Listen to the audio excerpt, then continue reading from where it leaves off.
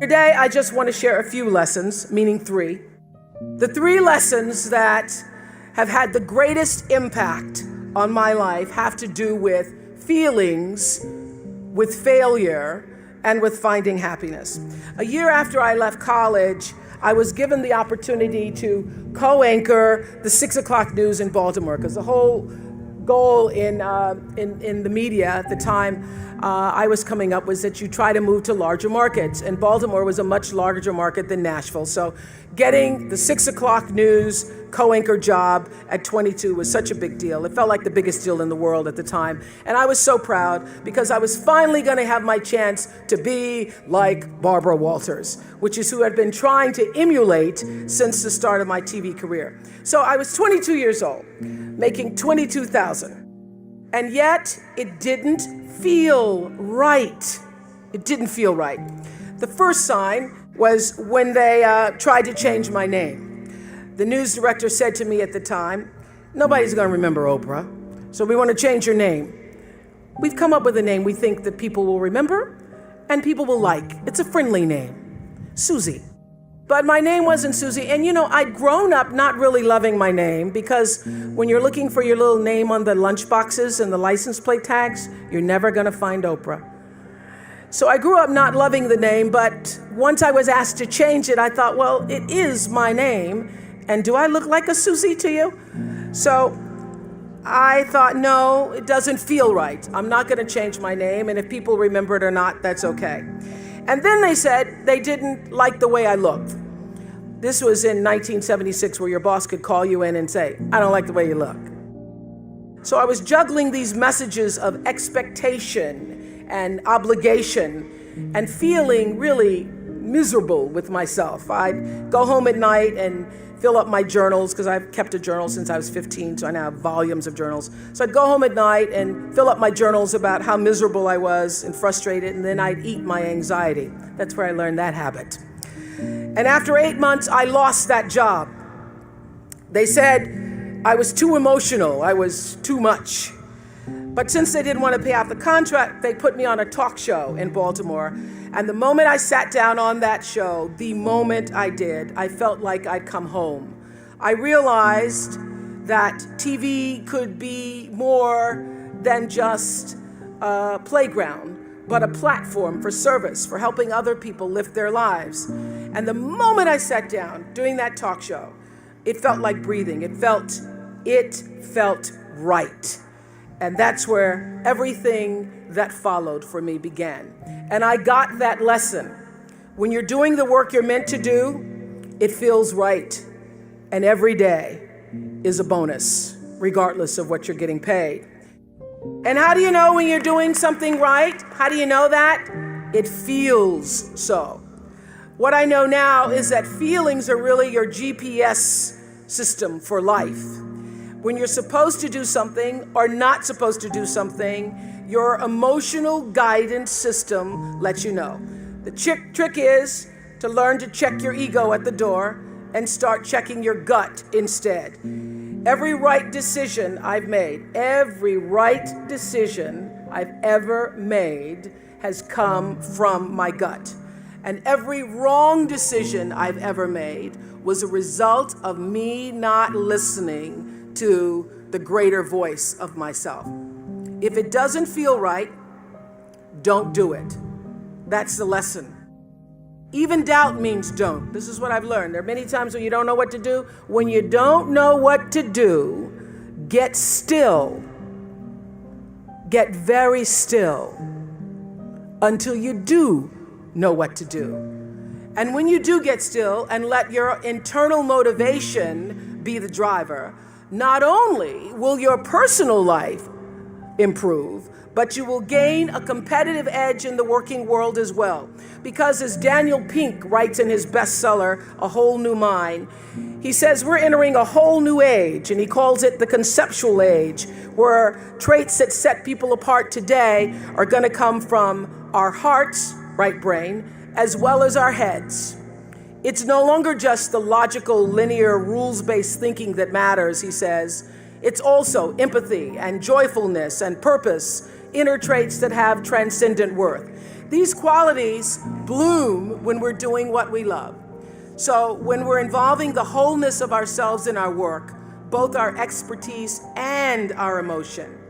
So I say to you, forget about the fast lane. If you really want to fly, just harness your power to your passion. Honor your calling. Everybody has one.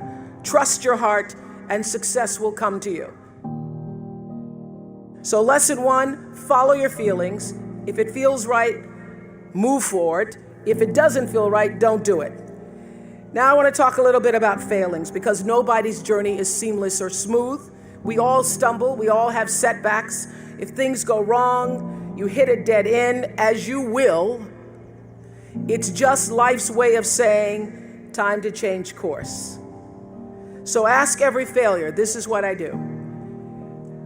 Every failure, every crisis, every difficult time, I say, what is this here to teach me? And as soon as you get the lesson, you get to move on. If you really get the lesson, you pass and you don't have to repeat the class. If you don't get the lesson, it shows up wearing another pair of pants or skirt to give you some remedial work. And what I found is that difficulties come when you don't pay attention to life's whisper, because life always whispers to you first. And if you ignore the whisper, sooner or later, you'll get a scream. Whatever you resist persists, but if you ask the right question, not why is this happening, but what is this here to teach me? What is this here to teach me? It puts you in the place and space to get the lesson you need.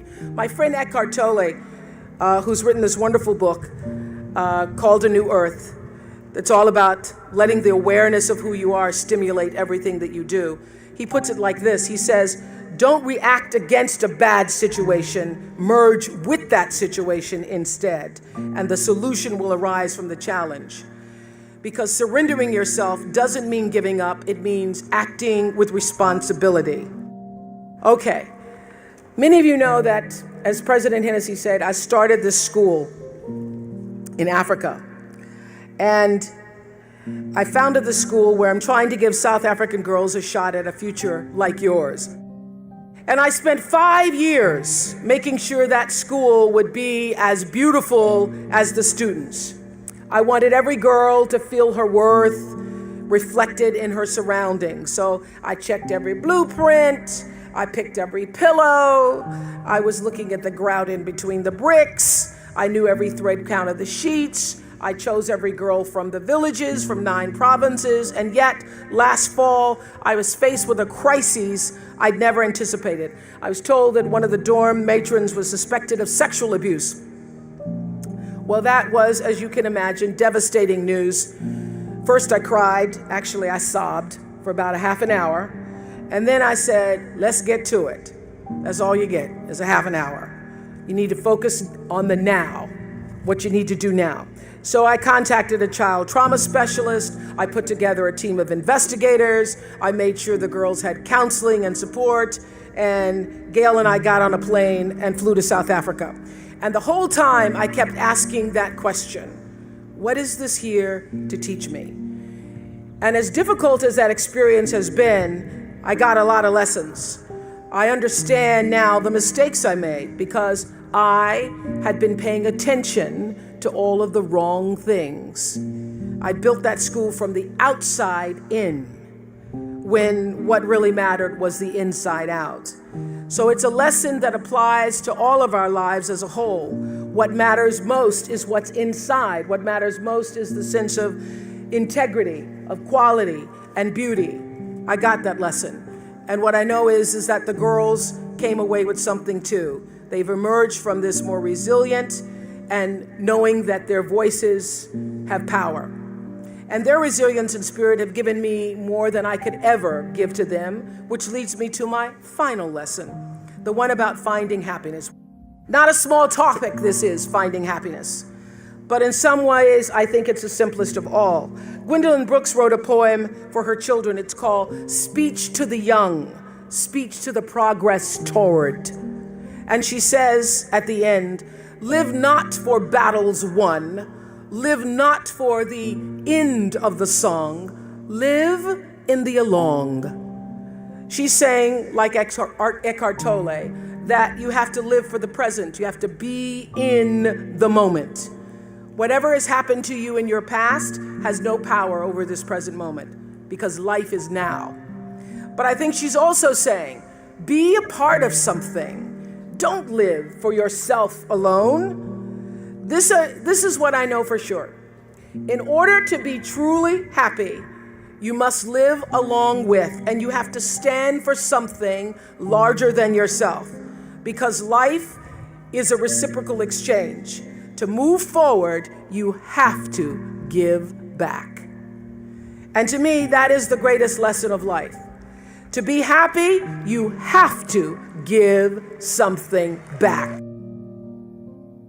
So whatever field you choose, if you operate from the paradigm of service, I know your life will have more value and you will be happy.